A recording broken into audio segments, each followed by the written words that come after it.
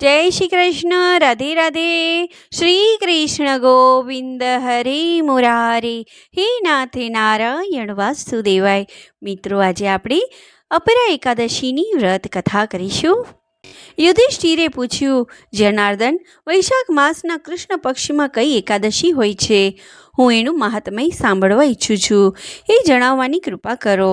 ભગવાન શ્રી કૃષ્ણ બોલ્યા, હે રાજન, આપે સૌના હિત માટેની ખૂબ ઉત્તમ વાત પૂછી છે.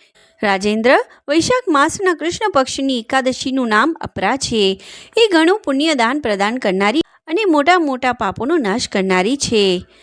બ્રહ્મહત્યાથી શોભિત ગોત્રની હત્યા કરનારો, ગર્ભસ્થ બાળકને મારનારો, પરમ નિંદક તથા પરસ્ત્રી લંપટ પુરુષ પણ અપરા એકાદશીના વ્રતથી નિશ્વય જ પાપરહિત થઈ જાય છે. જે ખોટી સાક્ષી આપે છે, માપતોલમાં દગો કરે છે, જાણ્યા વિના નક્ષત્રોની ગણતરી કરે છે અને કૂટનીતિથી આયુર્વેદનો જ્ઞાતા બનીને વેદનું કામ કરે છે, આ બધા નરકમાં નિવાસ કરનારા પ્રાણી છે. પરંતુ અપરા એકાદશીના વ્રતથી એ પણ પાપરહિત થઈ જાય છે.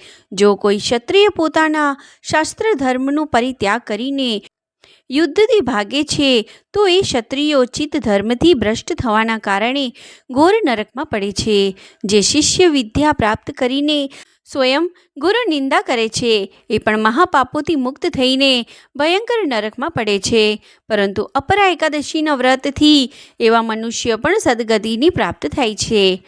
પોષમાં જ્યારે સૂર્ય મકર રાશિ પર સ્થિત હોય એ સમયે પ્રયાગમાં સ્નાન કરનારા મનુષ્યને જે પુણ્ય થાય છે, કાશીમાં શિવરાત્રિનું વ્રત કરવાથી જે પુણ્ય પ્રાપ્ત થાય છે, ગયામાં પિંડદાન કરીને પિતૃઓને તૃપ્તિ પ્રદાન કરનારા પુરુષને જે પુણ્ય પ્રાપ્ત થાય છે, બૃહસ્પતિ સિંહ રાશિ પર સ્થિત હોય ત્યારે ગોદાવરીમાં સ્નાન કરનાર મનુષ્ય જે ફળ પ્રાપ્ત કરે છે, બદ્રિકાશ્રમની યાત્રા સમયે ભગવાન કેદારના દર્શનથી તથા બદ્રી તીર્થના સેવનથી જે પુણ્ય ફળ પ્રાપ્ત થાય છે, તથા સૂર્યગ્રહણના સમયે કુરુક્ષેત્રમાં દક્ષિણા સહિત યજ્ઞ કરીને હાથી, ઘોડા અને સુવર્ણનું દાન કરવાથી જે ફળ પ્રાપ્તિ થાય છે, અપરા એકાદશીના વ્રતથી પણ મનુષ્ય એવું જ ફળ પ્રાપ્ત કરે છે.